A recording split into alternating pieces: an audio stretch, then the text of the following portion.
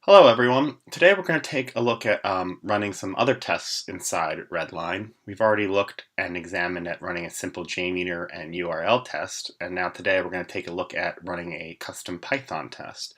So to begin, you're going to log into your Redline account and then obviously hit Start a New Test, and then navigate to Custom Test. So this is where we would upload our custom test to run inside Redline.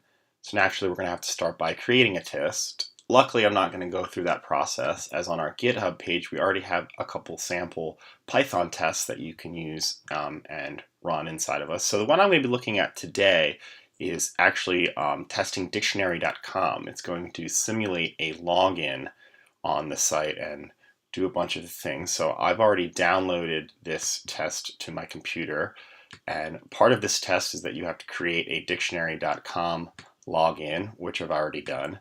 So I'm going to just quickly edit this in. And we're just going to quickly save this.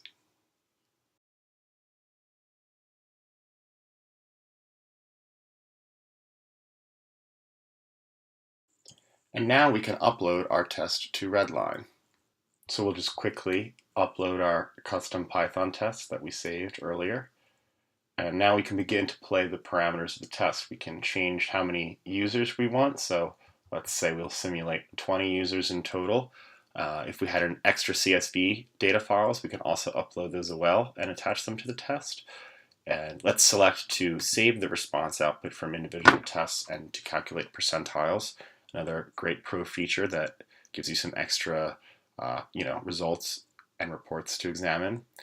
If we drop down the advanced cloud options here, we can then begin to fine-tune our test by controlling our load agents.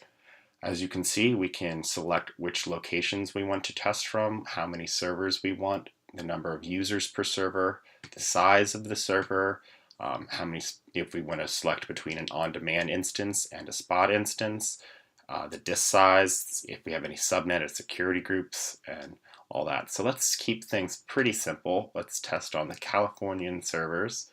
Let's do 2 servers with 10 users per server, and we'll run it on some M3 mediums. And we'll hit for a spot instance to save some money. And then we'll name our test.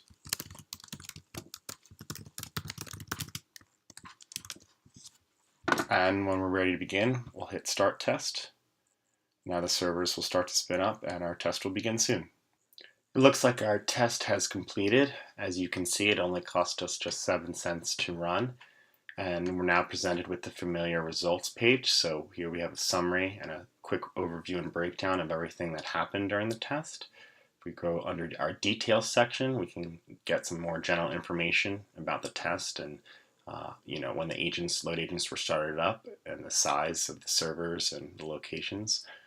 If we keep going down, we can get further breakdown into the servers that were used for this test.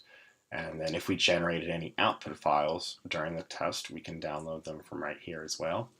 And underneath that, we will find our results. So first off, we have our percentile results. So as we saw above, about 95% of the requests were completed in 7.02 seconds. As you can see, that coincides with the results here. Underneath that, we have the overview metrics as well, so we can see when the requests were started and completed and any errors recorded, and then we can toggle between the average and the cumulative and users running and even expand if needed. Underneath that, we have our average response time.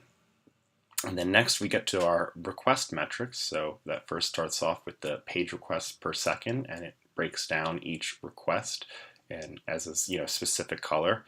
And we can also toggle this graph as well and expand it as needed. Underneath that, we have the page average response time. Again, it breaks down each request, and we can toggle that as well. We have the kilobytes per request underneath that. Now we get into our error metrics. So any errors were recorded.